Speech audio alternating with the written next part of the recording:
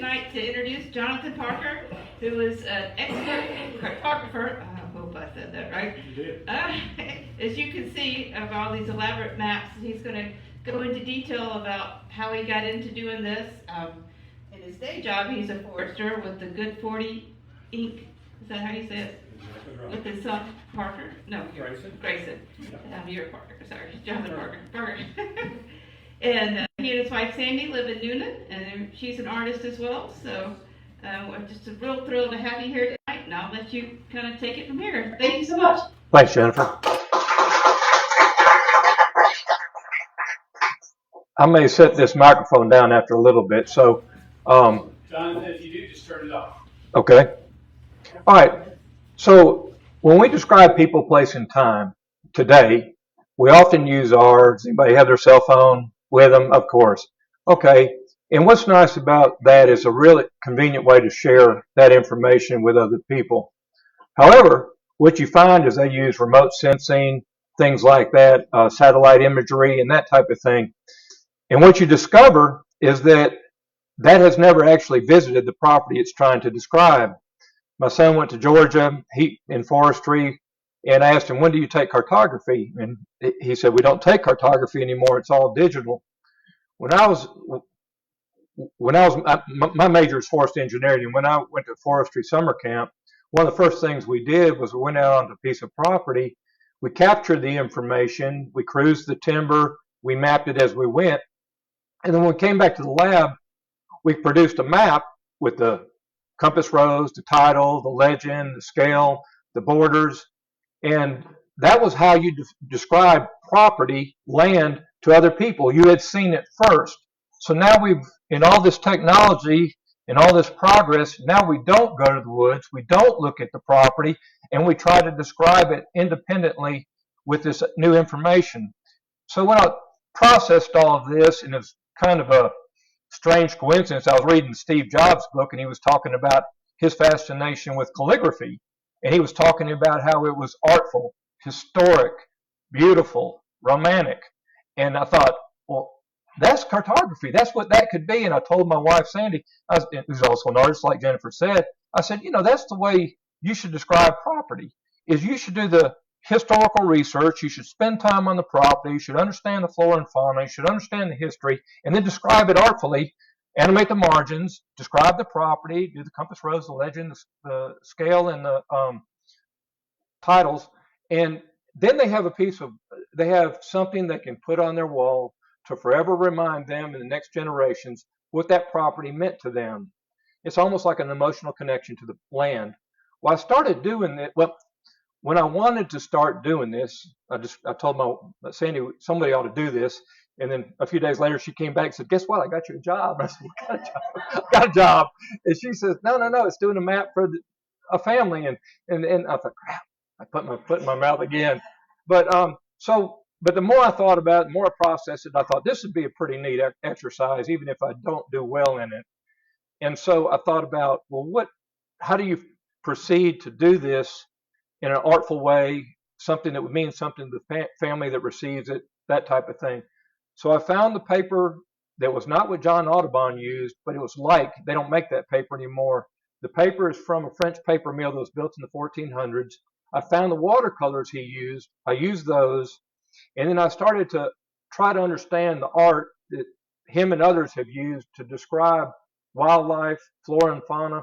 And so the wood duck is a good example. I painted it.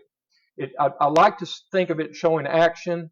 The watercolors, you see a lot of black on it, but there's no black on it. I read something where it said black is for the works of men. That's what surveyors think about using black ink back in the day. And I thought, well, that'd be kind of, a disappointment to describe something as wild and beautiful as a wood duck. So what I learned about how to combine blues and browns to create blacks, but give it the nuances that watercolor give you. Watercolor is a translucent medium, which means the more you put on, the richer the color gets. So if you look at that, you can look at it in a natural light, you can look at it in an artificial light, different intensities, and it'll start to change on you as you look at it over time. So I thought that was a great way to express what I was trying to do. The decollage is a neat way The paper is a 500 weight virgin cotton sheet. And so there's a lot of thought to put into just how do we represent the properties we wish to describe. So the first, I was doing some maps for landowners, and they liked them, I liked them, but throughout the process, when I did the historical research, I started running up on the way they originally described land in Georgia when the Indians ceded an area, and Georgia immediately followed a certain process. And they used the greatest technology for measuring area and distance, and we still use it today, and it was so far ahead of its time. It's like AI and internet and all that put together. What they came up with is how far 4 oxen can pull a plow before they get tired, and then they have to turn around and come back. And that is 40 poles or 10 chains. This is a chain. The links are almost 8 inches each. There's 100 links per chain, and we still use this today, every day. And you say, you liar, because here's, well, 80 chains make a mile, 10 square chains make an acre, and we use it every day, don't we? Okay, so Georgia did, so I thought it would be interesting to pick an area that was general, gave me the chance to be creative with a space that was not attached to a specific landowner. And I'd been driving by a sign that's close to Jennifer, where she lives. It says Noted Indian Trail near Gay. And it's rusty and it's in the shade most of the time. People drive by it all the time, don't read it. And I thought, well, that would be a neat place. I managed some property around there. And so I thought that's a good starter position. So I did the historical research, and I wanted to focus on the exact time when a civilization or a culture of a communal culture, and in this case, brave warriors and great hunters. Okay, the Indians, the Creek Indians, when they give that property to Georgia, what happened? Well, the first thing Georgians did is they said, we don't want a speculator to have all this land, so we want to have it carved up in manageable size properties. And they said 45 chains by 45 chains, 202.5 acres is the perfect size for people to own, live on, manage, and raise a family. And that's called a land lot. And the reason they called it a land lot is they had a land lottery. Before any settlers could come, they drew names. And if you were a veteran of the Revolution, the Indian Wars, War of 1812, you got your name in the kitty twice. Other people, widows with this and that, got two, but most people got one. If your name was drawn, you got one of these that was measured out and staked before the drawing. They did all this in 1827. A lot of you will remember McIntosh signed the Treaty of Indian Springs in 1825. That had to have time to process, but by the time 1826, they put these land lots, you got drawn, and this is what it looked like in my imagination, but imagination with a lot of fact. So in 1827, you got drawn, you see all these. The way it was originally intended is 16 land lots by 16 land lots made a district. These are 3 different districts. Where I decided to focus on was the Okfuskee Trail across the Flint River right here. And this is the map I created. This is what it looks like looking east from the west side. You can literally walk across the Flint River in your tennis shoes and not get your feet wet, practically. And so that was what the focus was. So here's the Noted Indian Trail crossing this place that looked easy to walk across. Georgians put these land lots in. We had drawings for them. In the process of doing, and I tried to animate it with native flora and fauna. It's always an interesting thing for people to look at this and try to pick out the individual species of trees that I tried to share with them. Got different birds, wood ducks, got the fish. Learning how to draw a fish underwater took a little exercise.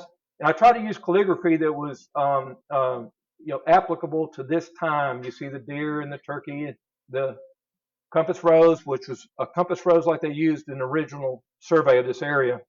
So anyway, that was my idea, was to capture the history right at that point in time. And as you can see, it was educational. Someone gave me the compass, somebody gave me the chain. But interesting, here's a photograph of when you start doing this thing, people come up and tell you interesting facts. And someone said something about the Indian rock.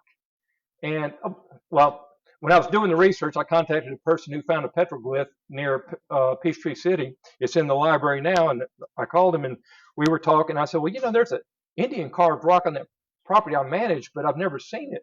He said, well, can I see it? And we went to look. And it's a shaggy dog story, but to make a long story short, this hand is carved on a north-facing rock. This rock has two hands carved in it up under this lip. And then here's a map carved on a rock nearby. Nobody knows the origin or purpose of that, but it was noteworthy that not hardly anybody knows about it. I thought that was fascinating, that if I wasn't asking, I wouldn't even know it was there, and I've been managing the property all these years, which illustrated the point, is that foresters see a lot of things on the ground without the digital tools, and but we don't understand them. We don't know what they mean. We don't know in what context. And that's where I started to get a little bit excited about what I was doing. Besides the artistry, the history, and the fact finding, it was starting to turn into something I was interested in. But I thought, well, if 1827 is an important time for these trails that I really don't know what they were for, where they went, what their purpose was for, I thought, well, I ought to expand that because my working area goes well into Alabama, and if nobody's mapped these, I ought to map them. And so the second map is a map of West Georgia's trails that came through here. And what was neat about it is I could go to the original landlot maps. And here's an original landlot map. It shows the districts, the landlots. An interesting note is before the settlers actually got here, the surveyors were charged to note the species of the tree within 5 chains of the corner. So the forester in me says, well, this is pretty cool because before the land was disturbed by settlers, we know what the forest composition was, or a good bit. And what's also interesting is you see a lot of chestnut trees in the landscape that are not there anymore.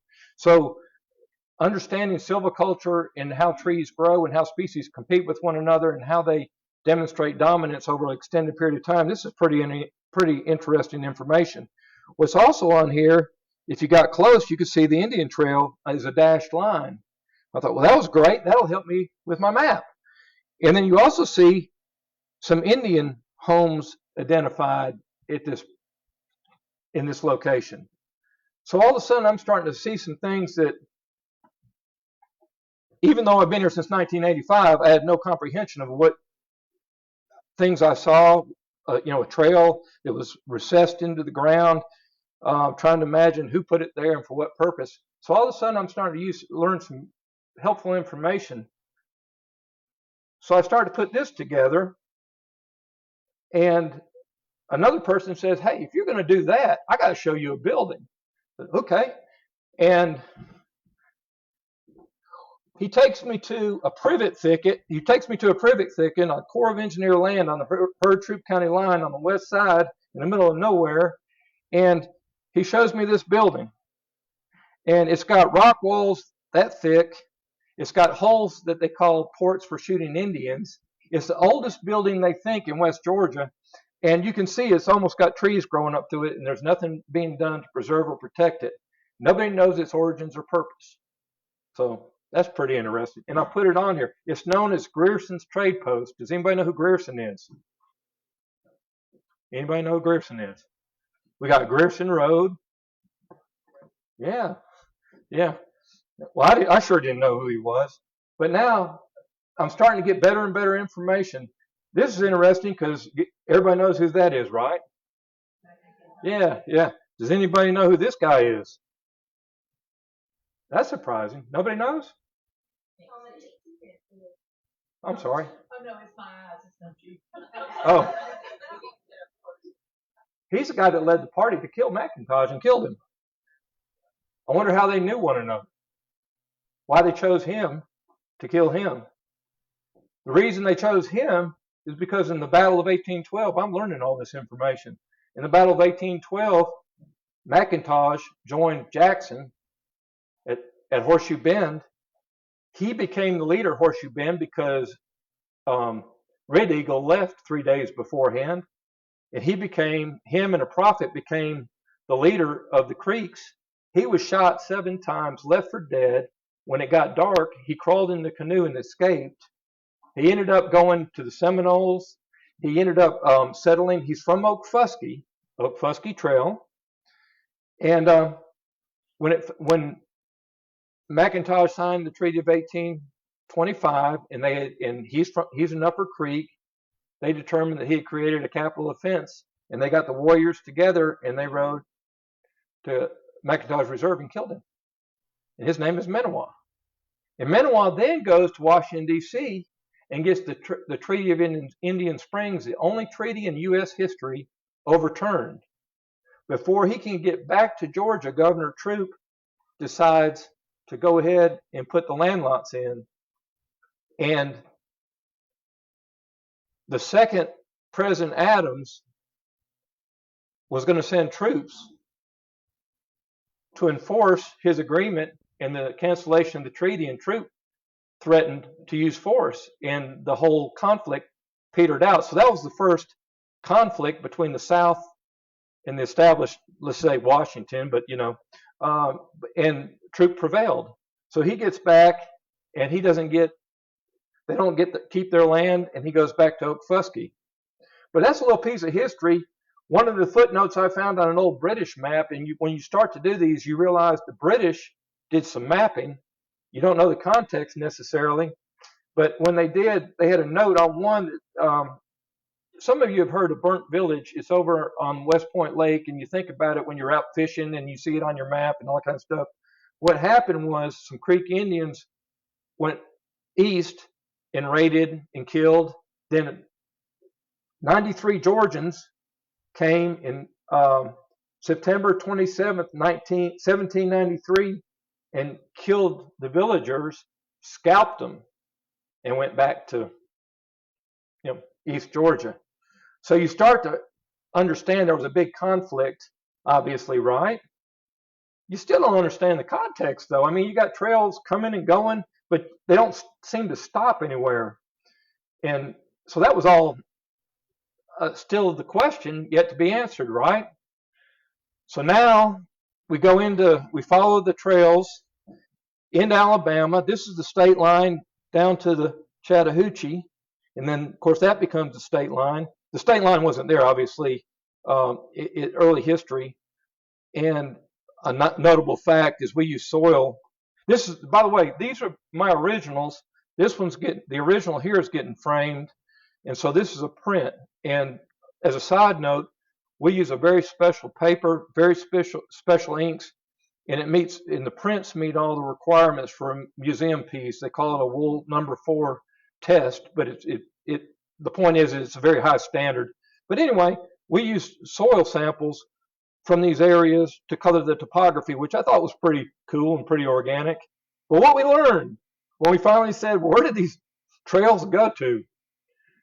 We learned that south of the high mountains that reach to the Cherokees, that the Spanish called the Appalachians, down to the fall line, where there's a cedar prairie with grasses in the Black Belt, there once was an ancient sea, the Piedmont and the upper coastal plain. Through that, there were trails that were used by cave dwellers and mound builders that were used long before the Europeans arrived, that once the English settled in Charleston, they had factors of trade moving to the Creek villages, licensed by the lords proprietors, financed by the merchants of Charleston, and they established themselves into all Creek villages of any note 3 decades before George Washington's born. So when you think about the McIntosh Trail, which is on this map and this map, it's a little bit north of that map, and you think about Chief McIntosh, you're late in history to the game. Their usefulness was way before then. So now you have British traders here in 1700. In 1715, they were all killed, almost 200 of them, and many frontier families back here from the Creek Uprising, because the assertive traders started to capture Creek Indians and use them as slaves, move them into the slave trade in the Northeast and the West Indies. And after that uprising, all the Creeks went almost to the west side of the Chattahoochee, but to the Chattahoochee, the Tallapoosa, and the Coosa rivers. And it stayed that way until 1730. And Oglethorpe needed to have deer skins because of the hoof and mouth disease in Europe, and the British with the tanneries couldn't get the leather goods from the mainland of Europe, so they had to find something to replace it with, and they decided it was deer hides.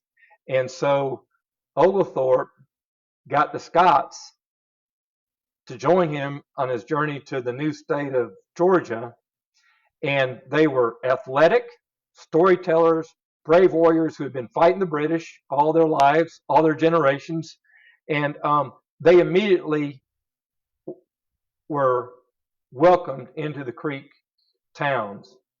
And so some of the best traders married into the Creek families, and they would usually marry a princess or a chief's daughter, and they would eventually, them, their children, their grandchildren, would become leaders of these villages and eventually the Creek Nation. So that's how McGivery, McIntosh, Weatherford, and all of them got to be chiefs and to be the people of power, is because they could speak English, but they were Creeks. And so that was an important piece of the political structure here when the battle of, the massacre at Fort Mims occurred in 1812.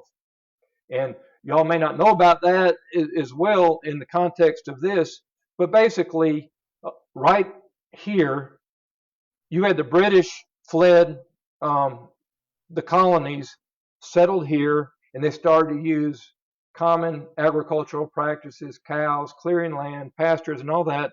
And it affected the Upper Creeks who were here, who was this guy.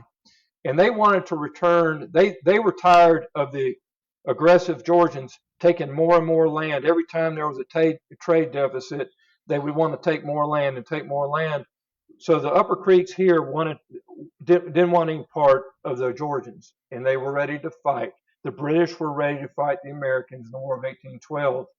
They joined forces, and there was settlements down here. And in 1813, the Creeks came and they massacred at Fort Mims like 400 people, like 300 something people. Okay, that made this guy really mad.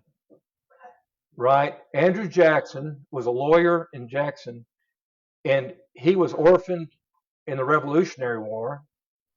His mother, his two brothers were killed, or they died, injured and died. He was wounded, and he hated the British, and he hated anybody who had anything to do with the British.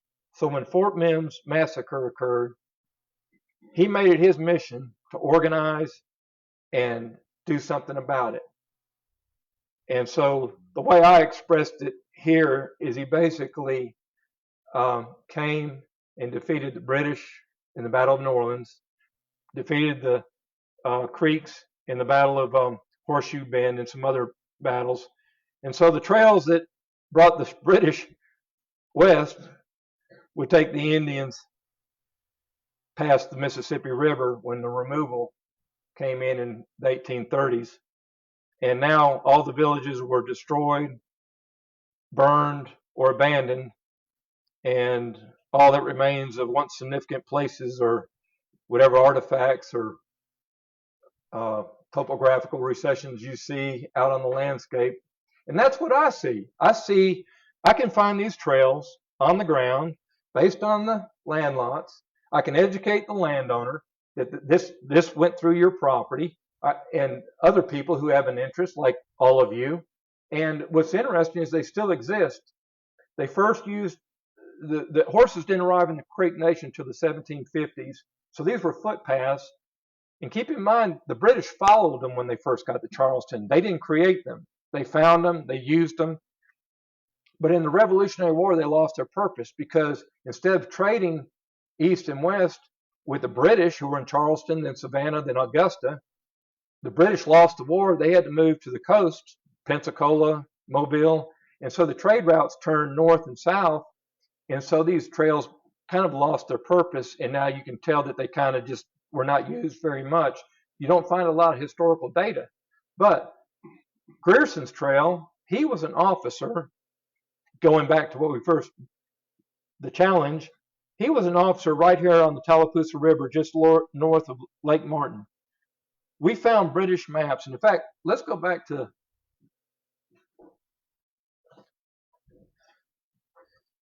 this is a map showing Grierson Trail. And before it was Grierson's Trail, it was called the Old Path. It goes back to the 1600s. But it crosses the Chattahoochee. But in that old building, the Grierson Trade Post is what we've called it, is right here. The old town of Chattahoochee, which was an old town in 1680, there's a reference to it in a book, was right here next to a drinking rock and two mounds.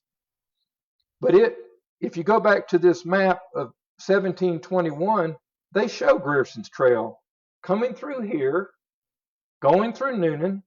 There's a round rock where 16 and 29 come together near the Harley-Davidson. Some of you may have seen it. By the Daughters of the Revolution, marking the ancient Indian trail, Grierson's Trail. It went right by there.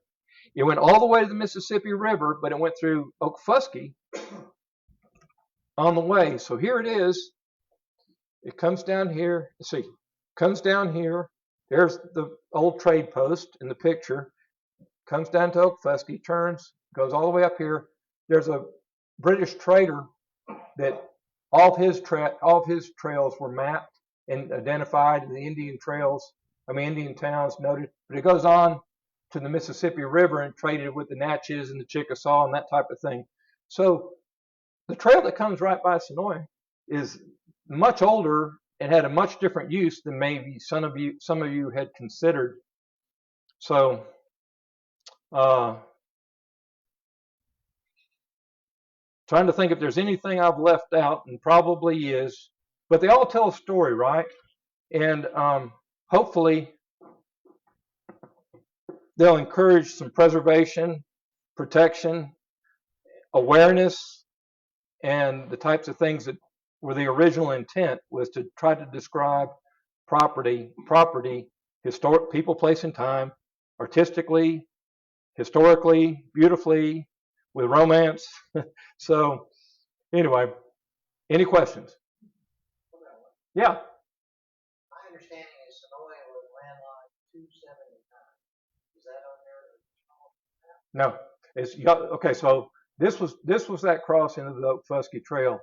Senoia is right up here, and that's easy to research. There's a website where you can go and look at the original land lots, and I can give that to you. But if you just type in Georgia district, I can give you the things. But you can go to the districts and look at all the land lots. Word of caution, it's kind of comical, is that you'll be looking at the district map, which is all the land lots for that district. This is District 1, if I'm not mistaken. And it'll show the compass rose, and you'll start looking at it. And on your property tax information, it should tell you what district and land lot you're in. Even to this day, it's still on your information. But if you start to look at that, you'll find some of those maps, after doing all of this work, the north arrow is 90 degrees off. You'll see this artful map, and then you'll see a scribble, and then you'll see the north arrow scribbled out, and then written in hand. So you wonder how that happened. But so if you look it up, Steve, you can find your land lot, but just make sure the orientation is correct. I looked it up one time, and I should have done it before I got here, but the McIntosh Trail is just a little bit north of the city limits. And then it runs by the Adams family, and then it goes, tracks 16, and then at Turkey Creek, it forks, and Grierson Trail arcs toward south of Franklin, and the right-hand fork goes right to downtown Noonan. And it's interesting to note that this is Noonan, downtown Noonan. This right here is Turkey Creek Road. But actually, if you're at Turkey Creek on Turkey Creek Road, and you're at the bridge and you look north, if you walk about 350 feet more or less, you'll find it. There it is. And it runs all the way through downtown Noonan, jumps out, goes by the Noonan bypass. I found it's great because when we're thinning timber in our forestry operations, I go out and look for it because I know where it is, and I'll find it. And all the guys, I'll say, this is the old trail, and we'll leave a buffer, and we'll flag it, and we'll talk about it. It's kind of cool that, we can identify it, knowing that it was there in the 1600s at least, in the earliest records of West Georgia history. And it's also interesting to note that Noonan, Greenville, LaGrange, Franklin, Carrollton, Columbus, all of our county seats in West Georgia are on these old Indian trails. And it's also interesting to note that this is kind of Highway 34. This is where Alexander Ware lived, just across Line Creek, which when McIntosh was killed and his family left to go seek refuge, they had to come all the way from here. That's McIntosh Reserve. McIntosh's where he was killed. They had to come all the way on this trail. Bullsboro was right here, and then they moved it to where the trails intersected at Noonan. That's an interesting side note. But it comes all the way by Kedron, and then come to Alexander's Ware in Fayette County, and that's where they finally got refuge.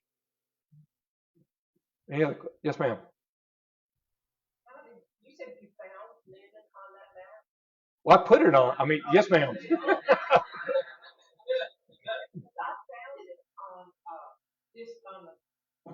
I have at the History Center in Noonan at the library. I have a copy of all of the big map of all the districts, and I found Bullsboro written in there. Yeah. And I looked at Noonan, and I thought, and if you're if you look in front of Publix there on 34, yeah, the rock that marks that location. So Bullsboro. But anyway, so if you were sitting here at the if you're sitting at the courthouse in Noonan or Senoia, and you walked a little short distance north, and you were there in the fall, you would see long horse trains coming from Charleston, over 100, and the traders were licensed for these certain Indian towns, so they're going there, and when they get there, they stay there through the winter, and they trade kettles and muskets and knives and hatchets and marbles and beads with the Indians while they're there, and then the Indians are hunting, and they bring them the deer hides, and they bring the deer hides back on the same pack horses coming back this way in the spring. And there's really great records of the number of hides that left the southeast United States, because the British, to maintain their licenses, they had to perform. So when the hides get to Savannah and Charleston, they all are recorded by the clerk. That information is shared with the Crown, and that's how they maintain their licenses. And it got to be a conflict between the Charleston traders and the Savannah traders, and that's where Oglethorpe came in, as he tried to pull that trade system from going to Charleston to Savannah. And that's another chapter in Georgia history, but it was a big deal at the time, is who you represented when you moved to a town to trade. So, yes, ma'am. Well, of course. Sharpsburg would be right about in here. Okay, so it's east of where Turkey Creek turns off of 16. So it's going to be a little bit this way. and I'd have to do a little bit of land lot matchup, right? But yeah, Sharpsburg would be right here. And of course, my beloved wife wants me to make sure everybody knows there are prints available. They're individually signed and numbered. There's a very few prints, and we have them of this one. And this is 38 inches wide. We also have it in 30 inches wide, so that brings it in here. You can imagine if you put a mat in a frame, it gets to be pretty, you got to have its own wall almost. And so you can see we donated the same map print to the Historical Society, and it's on that wall. And that's the 30-inch, and it's a little more manageable as far as having places to put it. So we've got the 30-inch and 30, say up 40 inches. I try to keep it under 40 because that allows you to get it framed at more locations, and it's not so much custom. But that one right there, we don't have any more available. So just so happens you can come talk to me, and I'm glad you asked. Did they do anything with the store that you showed where it had the big 2.5 foot wall? If you look on the photograph I have of the front door to that, they've added a roof to it back in old-timey days, more than once. But standing in front of it is Representative Lynn Smith. Most of you know her. She's head of the Natural Resources Committee, and she's tried to help me. But if you ever want to try and get some help out of the Corps of Engineers and bring in the right people, and it's been the strangest, I mean, it's nauseating to know that you can talk to as many archaeologists as I've talked to and tried to find people who should have an interest in that structure, just talk about it, say, well, I'll see what we can do, and nothing's happened. This has been going on since before COVID. So we still have not built a consensus of people who have credentials, and I don't have the credentials, to say we'd like to know more, because the Corps now acts like they're willing to, cooperate with anybody who's got credentials and wants to do something on it. You just have to fill out some paperwork, and I'll be damned if you can't find one. West Georgia has archaeology department, and we can't shake a tree and anybody drop out. And I've talked to others, and it's sad. You see all these websites where they're trying to participate and be involved, but you can't get them to show up. And so there's some reason I'm not getting it yet, but maybe that. Is Horseshoe Bend on this map? Yeah, it's right here, right here. So where's Wedowee is right here. Here's the little Tallapoosa. Here's the Tallapoosa. They come together, and that makes Lake Wedowee. They come downstream, and they make Lake Martin here, and then they come together with the Coosa and make the Alabama River there. And the cool thing, I forgot the cool thing, is that we donated a map to the Creek, the Muskogee people, and they have authenticated the placement of the towns. They're putting the map on their new cultural center in Tulsa, Oklahoma, and I got to attend the service, the 200-year service with the family and at McIntosh for the killing of McIntosh, and that was pretty neat.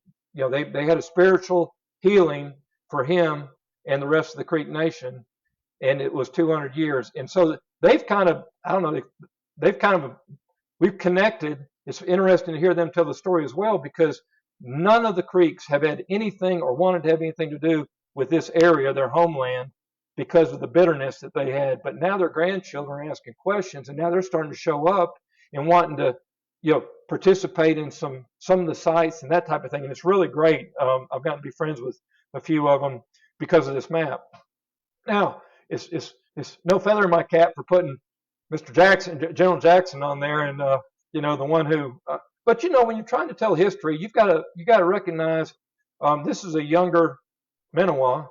You got to recognize that all these people had perspectives and passions, and that didn't make them right or wrong necessarily. And it's sad the way it worked out. Can I ask you a question? The maps are stunning, but just talking about your artwork, was that just a hobby for you, or did you? My wife is an artist, And I watched over her shoulder as she was doing things, and I kept looking at it. And she does oils and acrylics, and I thought that's the messiest junk I've ever seen, because it gets on, you can't get it off. And so she had a friend that was stopping by, and she said, "You ought to use watercolors." And literally, I went to Hobby Lobby and got one of those little ding dong kits for like $14, and they got some paper. And I was shocked. You dip it in water, you put it in that color thing, and it was just vibrant, beautiful, just blue. It's nothing about it. It's just blue. I was shocked that you could just do that, and then wash it off if your brush and call it, and then go back to do it. So most of these maps were done around 2:00 in the morning when I'd go to bed. I wake up in the middle of the night and I'd start toying with them and all that. And in between the research and the artwork, it takes about 3 years to finish one. And but The faces and the detail, I mean, the artist completely fell apart. I think that's I appreciate that. The reason there's a Steve Jobs book, and I was reading it at the time all this cartography conversation started going on, and I was reading a book about him, and he was in college and he never attended classes, and the dean finally said, "We're going to have to kick you out." And he says, "Well, I just want to hang out, basically." And he says, "Well, pay the tuition and hang out." The first thing he did was he attended a calligraphy class. But if you substitute calligraphy for cartography, you're kind of, he's describing what I was kind of experiencing was it was a chance to do something historical, beautiful, artistic, emotional, all those things that they say he was able to do in his technology. And I thought that, so I just brought the book just so I could say that, frankly. But anyway, I learned how to do it.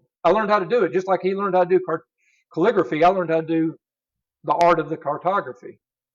Yes, John. When did you start painting there, John? Start painting. When did you start doing the painting? how many years? 8 years ago. Yeah. Yeah. You got one in the Capitol down there? Got 2. Okay. Yeah.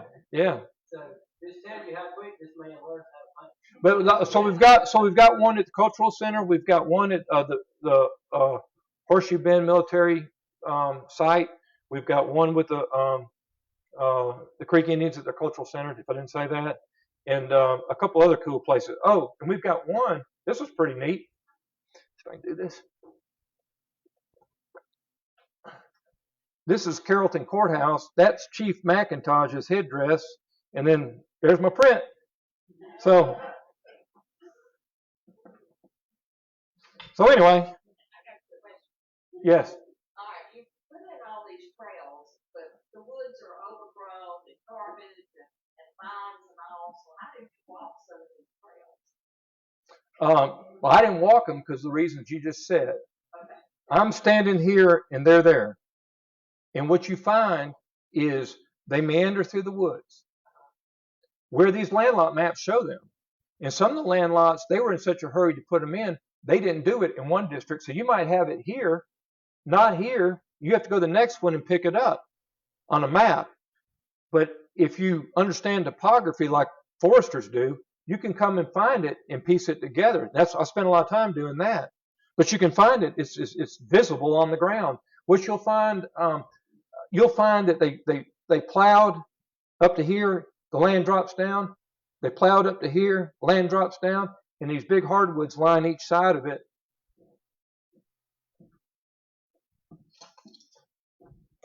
Like that. All right, now this is one people still drive on. This is the Fusky Trail. You can find it in other places where they didn't drive on it. What happened was they would use foot traffic, which was probably hard to see.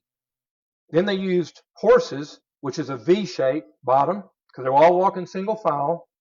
Then they started using wagons, which are narrow, probably about 5.5 feet wide.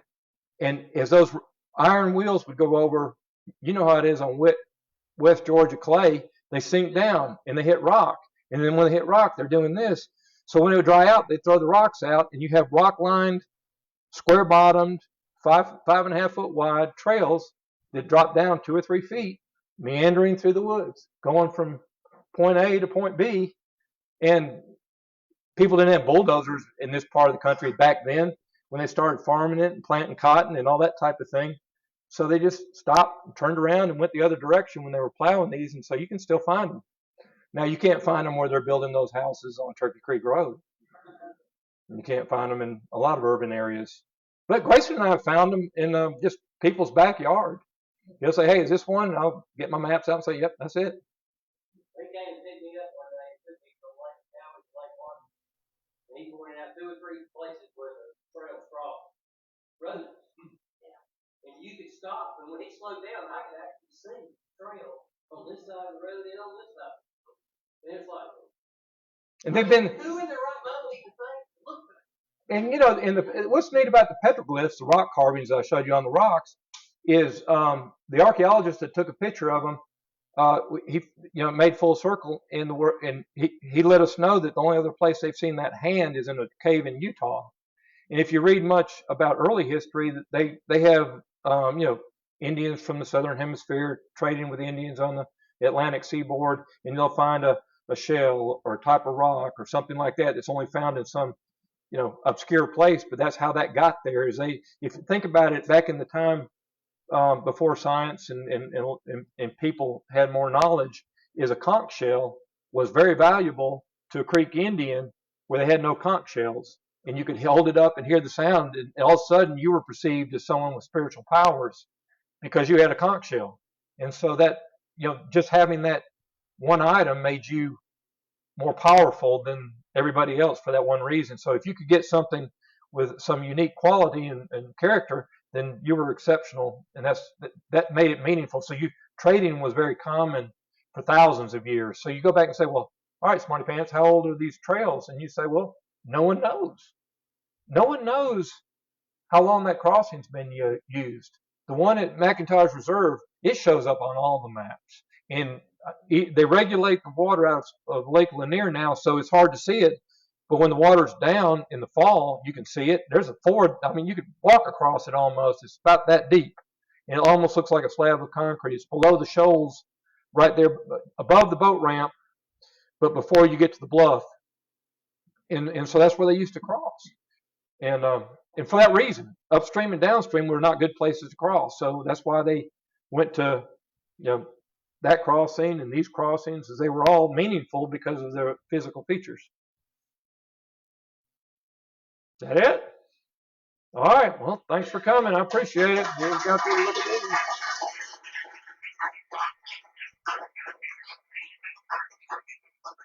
Thank you so much. We really appreciate that tonight. This is fascinating. And your website again is thegood40.com. They can find Well, we do have a website, but it's not about the art and the maps. However, we do have a website, and it's got my email address on it. Okay. So it's the good for you. I think you can just do Jonathan Parker Forrester or something, and you find my email address. Well, yeah. So do check that out because it's really fascinating. And everybody, please come back next month because Kay and Dick Cutton are going to elaborate kind of along the same lines about some of the artifacts they have found on some of these trails that are on their property. And